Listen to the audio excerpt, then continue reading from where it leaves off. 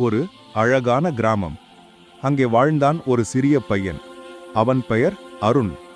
அவன் எப்போதும் சிரித்துக்கொண்டே இருப்பான். யாருக்காவது உதவி செய்ய வாய்ப்பு வந்தாலே உடனே ஓடி செல்வான்.